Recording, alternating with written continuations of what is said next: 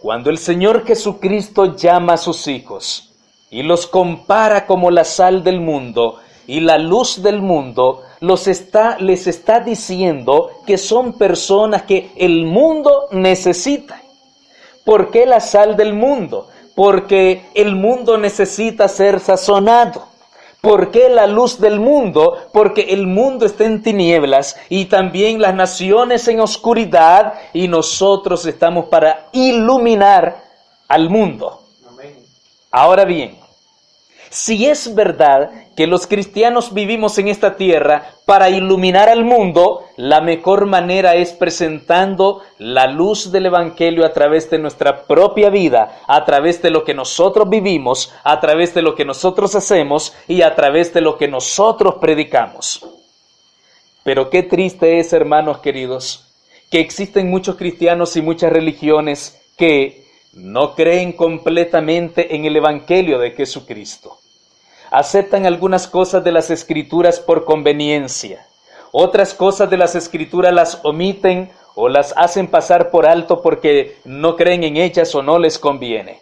Y algunas de ellas, para mencionarlo, algunos cristianos creen, por ejemplo, que la ley de Dios, los 10 mandamientos, están abolidos, que no debemos cumplirlos, porque el Señor ya vino y Él terminó con la vigencia de la ley de Dios.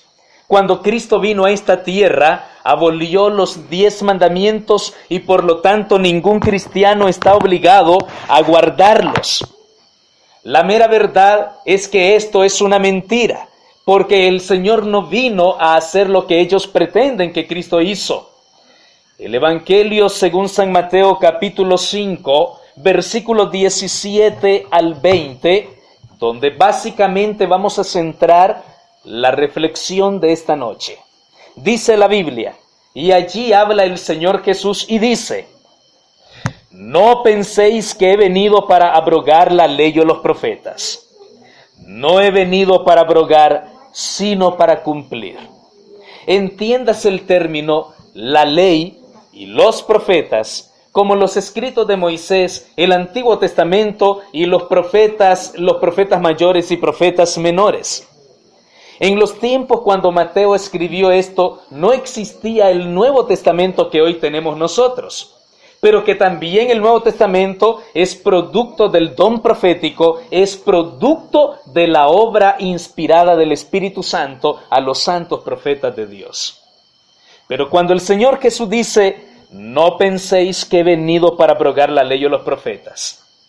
Así que para las personas que creen que Jesús vino a darle fin a la ley, el mismo Jesús responde, Él dice: ni siquiera lo piensen. Estas palabras, o mejor dicho, esta declaración de Jesús, categóricamente es contundente, porque esta declaración dice que ni siquiera debe pasar por nuestra mente el hecho de que Jesús vino a abolir la ley o los profetas. Si aplicáramos esto a la ley de Dios, a los 10 mandamientos, mencionemos que la ley de Dios contiene 10 mandamientos o 10 principios que si los cumpliéramos cabalmente, tal como Dios espera que lo hagamos, seríamos una luz más brillante para la gente que vive en oscuridad, y seríamos como la sal de la tierra para darle sazón a este mundo. La mera verdad es que la ley de Dios contiene 10 principios que lo único que promueven es nuestra felicidad para la gloria de Dios. Por ejemplo, cuando Dios nos dice en el primer mandamiento: no tendrás dioses ajenos delante de mí, es porque Dios Él quiere que nosotros nos identifiquemos como pueblo de Dios y Dios como exclusivamente Dios nuestro. Porque tener varios dioses, eso confunde, y además estaríamos restando nuestra fe en el poder de Dios, del Todopoderoso. Cuando Dios dice: no matarás, en el mandamiento de la ley de Dios, está diciéndolo porque Dios quiere que protejamos la vida del ser humano. Dios quiere proteger nuestra vida y Dios quiere proteger también nuestra conciencia. Dios quiere protegernos de todo mal. Cuando el Señor dice, no robarás, es porque Él quiere que nosotros aprendamos a respetar las cosas ajenas. Y por supuesto, a todos nosotros nos gusta que respeten nuestras cosas. Y por ende debemos respetarlas también, ¿no creen ustedes? Cuando Dios también nos dice, honra a tu padre y a tu madre, es porque Dios está, ¿qué cosa? Cuidando, velando por la felicidad en el núcleo familiar. Qué triste es cuando los hijos le faltan el respeto a los padres. Qué vergüenza es para una madre cuando sus hijos le gritan, incluso hasta la golpean y la agreden. Y de la misma manera, los padres también está escrito en la Biblia que no deben irritar a sus hijos, ni provocarlos a ira, ni provocarlos a contienda. Deben amarlos, deben respetarlos y deben protegerlos. Así que la ley de Dios está vigente, mis amados hermanos. Cristo dice, no penséis que he venido para abrogar la ley o los profetas. No he venido para abrogar, sino para cumplir. Y ahora Él declara unas palabras maravillosas y dice, versículo 18, porque de cierto os digo que hasta que pasen el cielo y la tierra, ni una jota, ni una tilde pasará de la ley hasta que todo se haya cumplido. ¿Qué quiere decir eso? Que la ley no solamente es eterna, que también la ley es sagrada. Tan sagrada que no se debe violar, no se debe adulterar y no se debe alterar. No debemos cambiar ninguno de los mandamientos. Si Dios ha dicho, no te harás imagen ni ninguna semejanza, ni las adorarás, entonces así tiene que ser. Si Dios ha dicho, acuérdate del sábado para santificarlo, ¿por qué tenemos que santificar el domingo si la Biblia dice que es el sábado? Si Dios dice, honra a tu padre y a tu madre, ¿por qué a algunos le faltan el respeto a sus padres? Si Dios dice, no levantará falso testimonio, que no debes mentir, porque algunos excusan diciendo algunas mentiras y hasta las hacen mentiras religiosas con el título o el seudónimo de mentiras piadosas y la pintan de color blanco. Entonces, de cierto os digo, que hasta que pasen el cielo y la tierra, ni una jota, ni una tilde pasará de la ley hasta que todo se haya cumplido. Y díganme algo, ¿los cielos y la tierra todavía existen? Amén. Entonces, si los cielos y la tierra todavía existen, la ley de Dios todavía existe. Amén. La ley de Dios todavía está vigente. La ley de Dios sigue teniendo tanto vigor y poder como en el momento cuando Dios la dio a su pueblo en el Sinaí. Incluso la ley de Dios existía antes del Sinaí. Ahora el Señor dice, para aclarar y extender este punto, en el versículo 19, estamos en San Mateo 5:19. De manera que cualquiera que quebrante uno de estos mandamientos muy pequeños, y así enseña a los hombres, muy pequeño será llamado en el reino de los cielos, mas cualquiera que los haga y los enseñe, éste será llamado grande en el reino de los cielos. Qué lindo es eso. El Señor, cuando dice de manera que cualquiera que quebrante uno de estos mandamientos, Él está queriendo decir que ninguno de los mandamientos debemos violar. ¿Cuántos mandamientos de la ley de Dios debemos guardar? Todos. Porque cualquiera que guarda la ley y ofende en un solo punto, se hace culpable de todos. La ley de Dios debe guardarse completamente.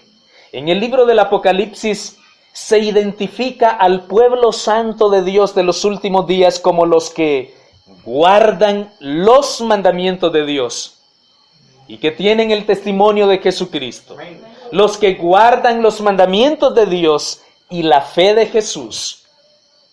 Al decir los que guardan los mandamientos se refiere a todos. Los mandamientos son todos los mandamientos, son los 10 mandamientos.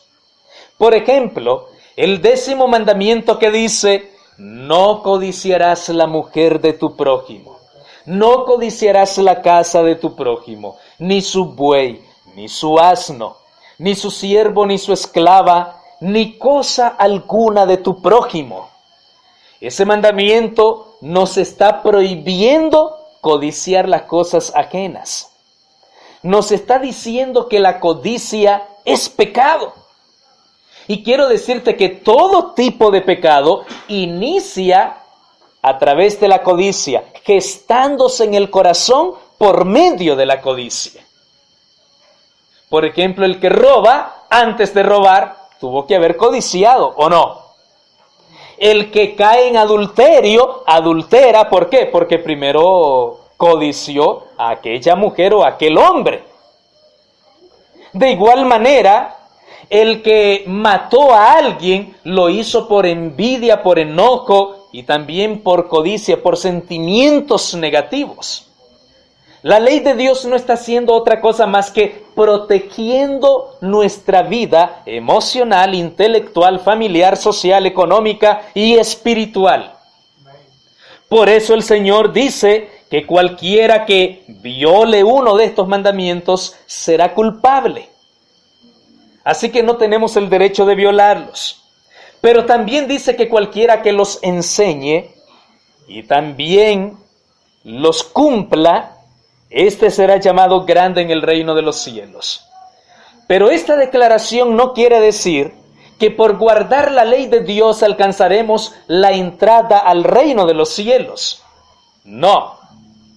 Esta declaración lo que quiere decir es que estaremos en el reino de Dios, no porque guardamos la ley de Dios, sino porque nunca violamos la ley de Dios. Podría decírselo de alguna manera, pero la verdad no es esa, sino porque Cristo nos redimió con su sangre para salvarnos de nuestros pecados, para perdonar nuestras transgresiones de la ley de Dios. Y en consecuencia, nosotros vivimos en obediencia a los mandamientos de la santa ley de Dios. Por lo tanto, la Biblia dice que cualquiera que los haga y los enseñe, este será llamado grande en el reino de los cielos, es decir, tendrá su parte en el reino de Dios. ¿Y quiénes serán grandes en el reino de los cielos? Los redimidos. ¿Quiénes? Los que reinen con Cristo durante 1000 años.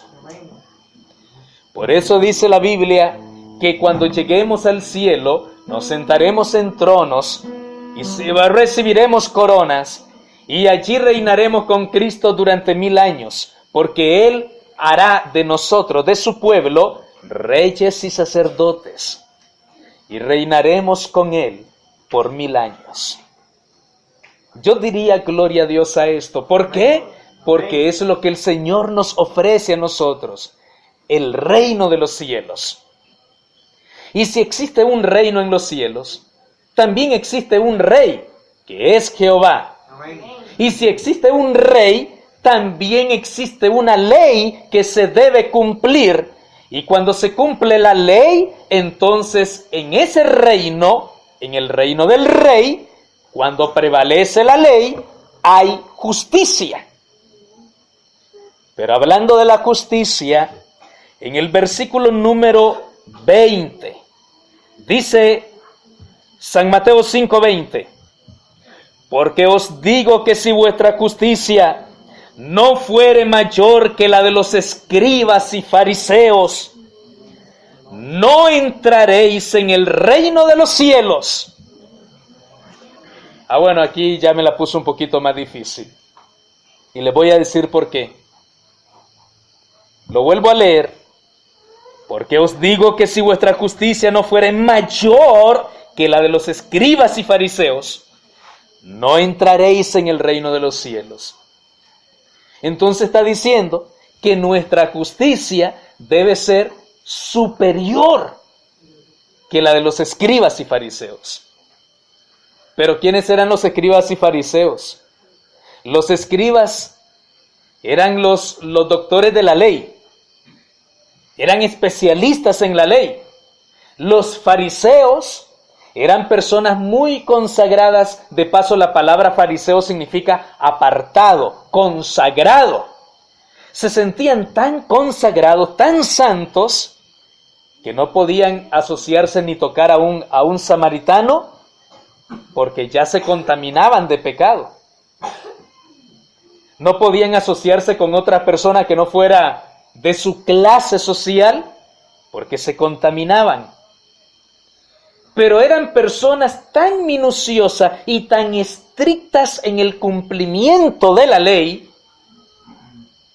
Pero Jesús dice que nuestra justicia, ¿cómo debe ser? Mayor que la de los escribas y fariseos. Y ahora yo me pregunto, mis amados hermanos, entonces, ¿por qué dice Jesús eso? ¿Cuál debe ser la justicia nuestra que es mayor? ¿De qué manera nuestra justicia debiera ser mayor que la de los escribas? Mayor que la de los fariseos. Vamos a revisar un poquito la Biblia, lo que nos habla concerniente a los escribas y a los fariseos. Por ejemplo, vean ustedes que los fariseos eran personas muy celosas en cuanto a las cosas religiosas. Encontramos en el Evangelio según San Lucas capítulo 6. Y dice, el versículo 1 y 2. Aconteció en un día de reposo, es decir, un sábado, que pasando Jesús por los sembrados, sus discípulos arrancaban espigas y comían, restregándolas con las manos. Y algunos de los fariseos les dijeron, ¿por qué hacéis lo que no es lícito hacer en los días de reposo? Pregunto, ¿los fariseos guardaban el sábado? Claro que lo guardaban. ¿Los fariseos eran celosos por la observancia del día de reposo? Claro que eran celosos. ¿Los fariseos estaban muy preocupados de que la gente no violara el sábado? Por supuesto que sí. Ese era el tipo de justicia que ellos tenían. Pero vean, respondiendo Jesús les dijo, ¿ni aun esto habéis leído lo que hizo David cuando tuvo hambre él y los que con él estaban? ¿Cómo entró en la casa de Dios y tomó los panes de la proposición, de los cuales no es lícito comer, sino solo a los sacerdotes, y comió y dio también a los que estaban con él? Y le decía, el Hijo del Hombre es Señor, aún del día de reposo. ¿Qué le está queriendo decir Jesús? Oye, mira, lo más importante aquí no es el no violar el sábado. Lo más importante es saciar una necesidad de tu prójimo. Esta gente tiene hambre y por ser sábado pues no van a comer. Ahora, ¿cuál es el punto acá? Que los fariseos eran tan estrictos que ellos, por su forma tan estricta de vida, no les importaban las necesidades de su prójimo. No les importaba la necesidad de su prójimo. Cuando Jesús dice, vuestra justicia debe ser mayor que la de los escribas y fariseos, está diciendo que debemos guardar la ley, que debemos guardar el sábado, que debemos observar cada punto de la ley de Dios, pero no de la forma como los fariseos lo hacían, sino que debemos hacerlo sin olvidarnos de la misericordia. Otro texto que vamos a leer, y lo voy a invitar a que lo lean, por favor, vamos a buscar en el libro de Lucas, en el capítulo número 10. Capítulo número 10. Entonces dice el versículo 25, aquí vamos a hablar ya no de un fariseo, sino de un escriba. Un escriba era un maestro de la ley o un intérprete de la ley. Y entonces dice Lucas capítulo 10, versículo 25, y aquí un intérprete de la ley se levantó y dijo, para probarle, Maestro, ¿haciendo qué cosa heredaré la vida eterna? Él le dijo, ¿qué está escrito en la ley? ¿Cómo lees? Aquel, respondiendo, dijo, amarás al Señor tu Dios con todo tu corazón y con toda tu alma y con toda tu mente y a tu prójimo como a ti mismo. Y le dijo Jesús, bien has respondido, haz esto y vivirás. Versículo 29. Pero él, es decir, el maestro de la ley, queriendo justificarse a sí mismo, dijo a Jesús, ¿quién es mi prójimo? Subrayen la palabra, queriendo justificarse a sí mismo. ¿Cómo era la justicia de los intérpretes de la ley? Era una justicia propia. Justicia propia. Ellos creían en su propia justicia. Ellos creían que eran lo suficientemente buenos de manera tal que eran mejores personas que las otras personas, que los demás. Justicia propia, autosuficiencia. Hay personas que se creen tan santas, tan justas, que menosprecian a los demás. Y Jesús está diciéndonos eso. Vuestra justicia debe ser mayor que la de los escribas y fariseos. ¿Por qué? Porque la justicia de los escribas era justicia propia. La nuestra no debe ser justicia propia, porque nuestra propia justicia es como trapos de inmundicia, dice en el libro de Isaías. También en Jeremías. Nuestra justicia es como trapo de inmundicia, como un comalero. Por lo tanto, no debemos justificarnos a nosotros mismos. Eso lo hacían los maestros de la ley, los fariseos y los escribas. Entonces, pero él queriendo justificarse a sí mismo dijo a Jesús, ¿quién es mi prójimo? Respondiendo Jesús le dijo, un hombre descendía de Jerusalén a Jericó y cayó en manos de ladrones, los cuales le despojaron e hiriéndole se fueron, dejándole medio muerto. Aconteció que descendió un sacerdote por aquel camino y viéndole pasó de largo. ¿Quién era el sacerdote? Era un fariseo. Asimismo un levita, un escribano, ¿verdad? Llegando cerca de aquel lugar y viéndole pasó de largo. Pero un samaritano que iba de camino vino cerca de él y viéndole fue movido a ¿qué cosa? Subrayen la palabra compasión, misericordia. Y acercándose, vendó sus heridas, echándoles aceite y vino, y poniéndole en su cabalgadura, lo llevó al mesón y cuidó de él. Otro día al partir, sacó 2 denarios y los dio al mesonero, y le dijo, cuídamelo y todo lo que gastes de más, yo te lo pagaré cuando regrese.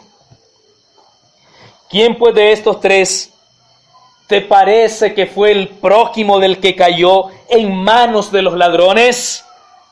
Él dijo, el que usó de misericordia con él. Entonces Jesús le dijo, ve y haz tú lo mismo. ¿Qué le está diciendo? Primero le dijo, guarda la ley, amando a Dios y al prójimo. Y ahora le dice, ten misericordia. ¿Cuál es el asunto acá? Que los escribas y fariseos guardaban la ley externamente olvidando la misericordia para la gente. Se olvidaban de las necesidades de la gente. Y entonces la Biblia dice que nuestra justicia debe ser mayor que la de los escribas y los fariseos, que se justificaban a sí mismos. Se la creían tan santulones que no amaban al prójimo. Se olvidaban de las necesidades ajenas. Y hermanos queridos, nosotros los cristianos somos sal y somos luz del mundo. Nosotros los cristianos estamos para iluminar la vida de otros, para hacer bendición de los demás. Hombre, veamos otro pasaje de la Biblia. Allí mismo en el Evangelio según San Lucas, por favor, en el capítulo número 18, San Lucas capítulo 18, versículo 9. Ahora vamos a ver aquí a unos que eran fariseos y escribas, maestros de la ley. Dice el versículo 9, a unos que confiaban ¿en quién? En Dios. No, dice a unos que confiaban en sí mismos como justos. ¿Y qué hacían? Y menospreciaban a los otros. Dijo también esta parábola. ¿A quién le dijo esa parábola? Eran unos fariseos que confiaban en sí mismos. ¿Cómo qué? Como justos. Y menospreciaban a los otros. ¿Cómo era la justicia de los fariseos? Era una justicia de autosuficiencia. Autosuficiencia propia. Confiaban tanto en ellos mismos que ellos creían que iban a ser salvos por lo que ellos hacían. Y yo quiero que quede claro algo. La salvación no es por lo bueno que hagamos. La salvación no es ni siquiera por guardar la ley. La salvación no es por las obras meritorias, porque no existen obras meritorias. La salvación es únicamente dada por Jesucristo. Jesús es el único que salva al pecador, porque es el único que perdona los pecados, porque es el único que murió por nosotros en la cruz del Calvario. Es el único que derramó su sangre, porque la sangre de Jesucristo, su Hijo, nos limpia de todo pecado. Es el único a quien podemos confesar nuestros pecados. No debemos confiar en las cosas buenas que hagamos, ni siquiera en nuestras actitudes buenas, ni siquiera en los favores que le hacemos a los demás, ni siquiera en nuestra propia obediencia. La justicia de los fariseos y de los escribas era una justicia de confianza en sí mismo, de manera tal que se creían tan buenos que menospreciaban a los demás. Hermanos, los demás, aunque no sean tan religiosos como los fariseos, y aunque no vengan a los cultos como nosotros venimos, aunque no tengan una iglesia donde vengan a adorar, y aunque anden en vicios y en pecados y anden perdidos, no son inferiores a nosotros, porque nosotros somos tan pecadores como ellos. Y ellos necesitan la gracia redentora de Cristo, tanto así como nosotros también la necesitamos. Entonces, a unos que confiaban en sí mismos como justos y menospreciaban a los otros, dijo también esta parábola. 2 hombres subieron al templo a orar. Uno era fariseo y el otro era publicano. Vean lo que está diciendo. Uno era ¿qué cosa? Y el otro era publicano. El fariseo puesto en pie oraba consigo mismo de esta manera: Dios, te doy gracias porque no soy como los otros hombres, ladrones, injusto. Al decirle injusto, ¿qué está queriendo decir? Que él es justo. No soy como los otros hombres ladrones, injustos, adúlteros, ni aun como este publicano. Ayuno 2 veces a la semana, doy diezmo de todo lo que gano. Mas el publicano, estando lejos, no quería ni aún alzar los ojos al cielo, sino que se golpeaba el pecho, diciendo: Dios, sé propicio a mí, pecador. Os digo que éste descendió a su casa, ¿cómo? ¿Y quién lo justificó? No se justificó a sí mismo como el fariseo, lo justificó Dios.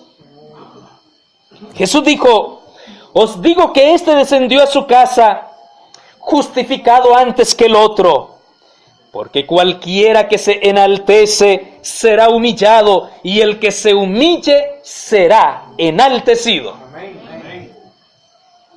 Por lo tanto, mis amados hermanos, no busquemos la justicia propia.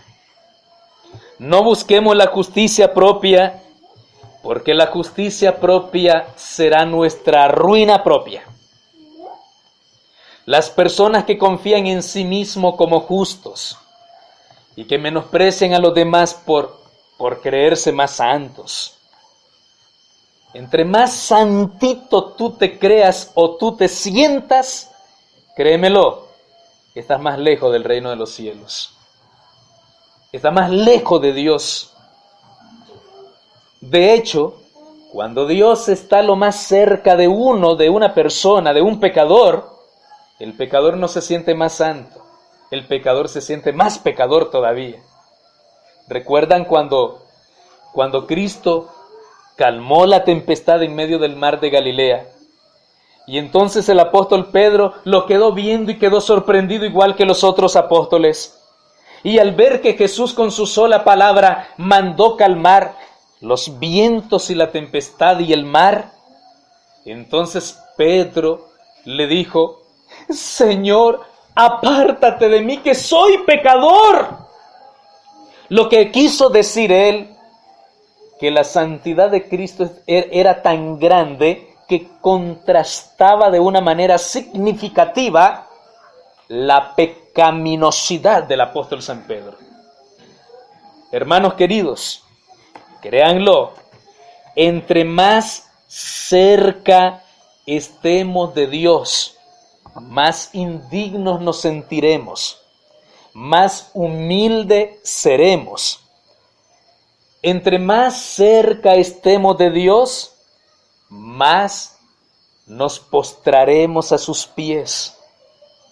Entre más lejos estemos de Dios, ni siquiera vamos a querer orar. Y nos vamos a sentir tan buenos y tan santos que creeremos que somos lo suficientemente buenos como para venir a un culto a buscar de Dios, como para arrodillarnos y pedir perdón. La justicia propia nos consumirá. Y la Biblia dice que si no nos arrepentimos, todos pereceremos.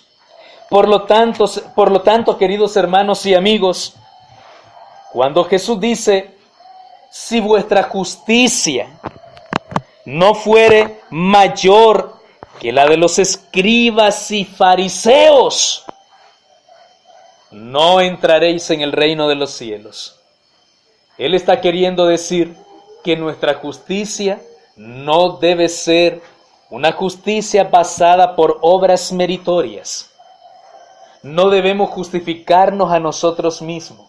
Usted y yo somos pecadores. Necesitamos a Cristo Jesús. Necesitamos experimentar el arrepentimiento de nuestros pecados. La Biblia dice: si confesamos nuestros pecados, Dios es fiel y justo para perdonar nuestros pecados y limpiarnos de toda maldad. Aquí nadie es lo suficientemente bueno como para decir: no necesito arrepentirme. El apóstol San Pedro, en uno de sus discursos, él mencionó y dijo: arrepentíos y convertíos, para que sean borrados vuestros pecados y para que vengan los tiempos del refrigerio de la presencia del Señor.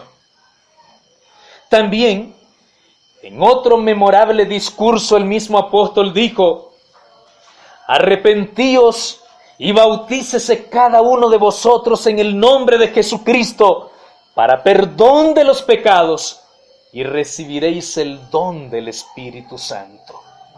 Yo pregunto esta noche, ¿cuántos de ustedes son pecadores?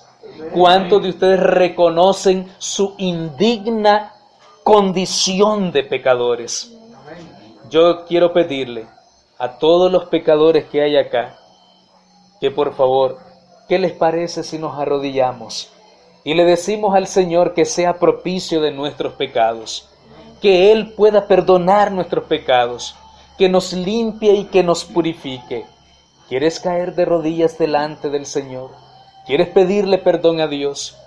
Que el Señor te dé fuerza y sabiduría para que tú puedas, ¿qué cosa? Para que tú puedas guardar los mandamientos por la gracia de nuestro Señor Jesucristo. Voy a invitarlos, por favor, solamente a los pecadores. Los que no son pecadores, quédense sentaditos, por favor. Solo los pecadores vamos a arrodillarnos para pedirle perdón a Dios, para acercarnos a Jesucristo. Vamos a orar. Gloria al Señor, aquí todos somos pecadores. Todos necesitamos de la gracia redentora de Jesús. Oh querido Padre que estás en los cielos, te damos muchas gracias, Señor, porque estamos en el momento más importante de este sermón, de rodillas delante de tu presencia. Caemos ante ti, postrados, porque te necesitamos. Nuestras obras de justicia son como trapos de inmundicia. Necesitamos la gracia redentora de Jesús. Necesitamos el poder transformador del Espíritu Santo. Necesitamos nacer de nuevo, nacer de lo alto. Necesitamos tu perdón. Necesitamos que nos cobijes con la gracia y la justicia de Cristo. No nuestras obras, no nuestra justicia, sino tú, Señor, tu maravillosa gracia. Sálvanos. La sangre de Cristo tiene poder. Redímenos. Muéstranos tu bondad, porque tu bondad nos conducirá, nos guiará al arrepentimiento. Bendice a tus hijos aquí reunidos. En el nombre de Jesús te lo pedimos. Amén.